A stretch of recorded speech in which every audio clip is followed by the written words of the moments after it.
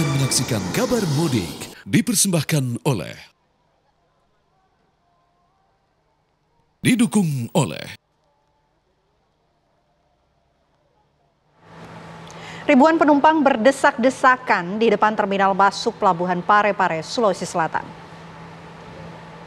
Para penumpang ini berebut untuk masuk lebih awal agar bisa mendapat tempat yang nyaman di atas kapal, khususnya para penumpang yang mengambil kelas ekonomi. Hari ini ada 5 kapal yang akan berangkat ke sejumlah tujuan seperti Tarakan, Nunukan, Kalimantan Utara, dan Balikpapan, serta Samarinda, Kalimantan Timur.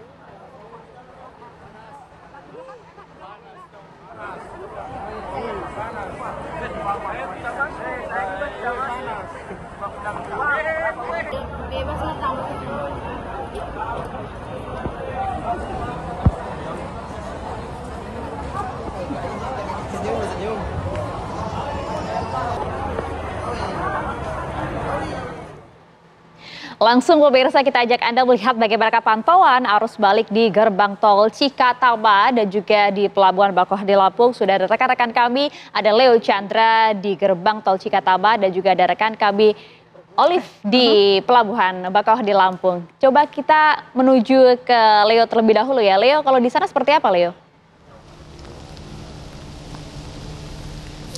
Baik, untuk kondisi terkini dari gerbang tol Cikampek Utama di H+7 Lebaran ataupun mudik Lebaran Idul Fitri 1446 Hijriah.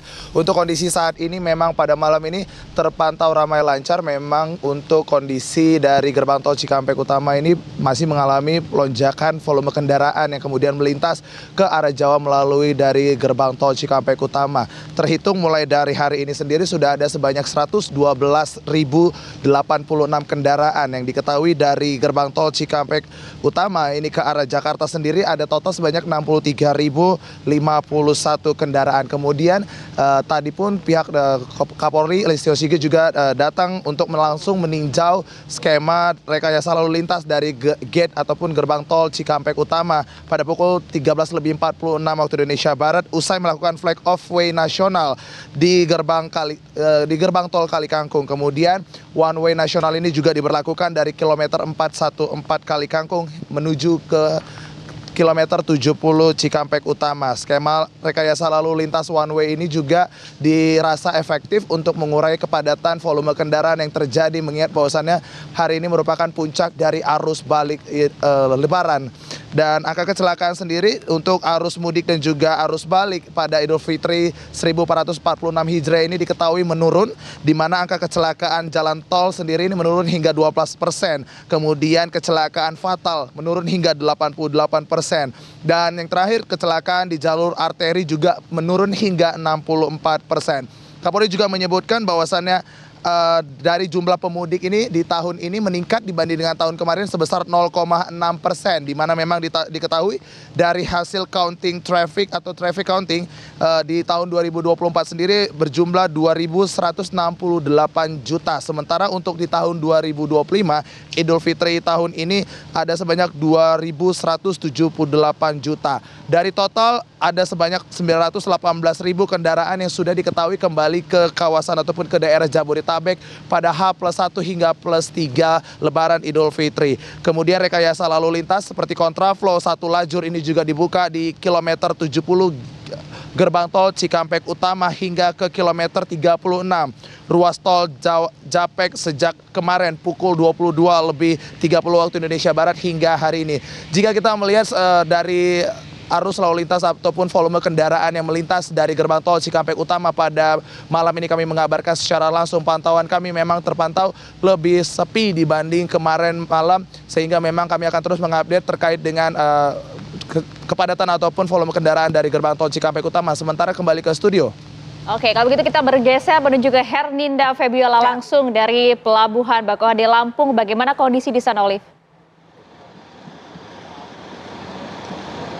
Ya, selamat malam Kenani dan juga pemirsa. Memasuki hari kedua masa puncak arus balik di Pelabuhan Penyeberangan Bakauheni sendiri. Ini sejak pagi tadi hingga saat saya melaporkan saat ini memang terpantau ramai dan juga namun cenderung lancar.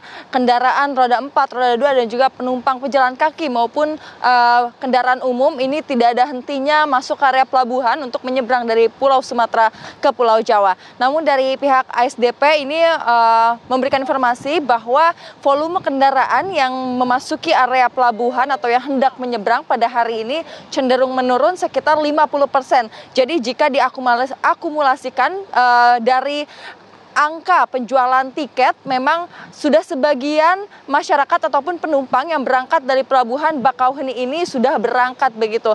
Sehingga untuk diprediksi pada malam hari ini hingga ke esok hari kemungkinan akan terjadi penurunan. Dan memang jika melihat dari data kemarin pemirsa, volume kendaraan ini sekitar pukul yang sama di saat saya melaporkan sudah terjadi kepadatan. Namun untuk hari ini masih landai dan juga area-area yang terisi ataupun yang padat masih hanya di sekitar pelabuhan saja, tidak mengular sampai ke luar pelabuhan. Jika melihat data kemarin ini panjang kepadatannya hingga mencapai 2,5 kilometer panjangnya yang mengular hingga ke tol Trans Sumatera dan juga jalur arteri sepanjang 1 kilometer.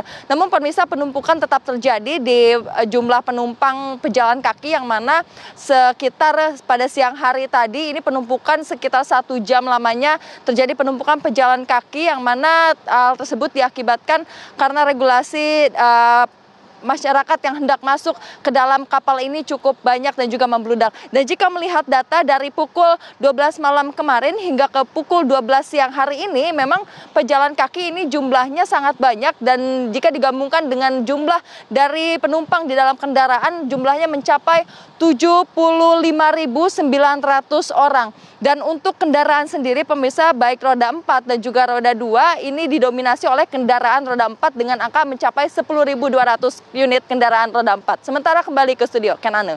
Baik, terima kasih Ninda Febiola atas laporan Anda dari Pelabuhan Bakauheni. Sebelumnya juga ada Leo Chandra dari Gerbang Tol Cikatama. Terima kasih rekan-rekan.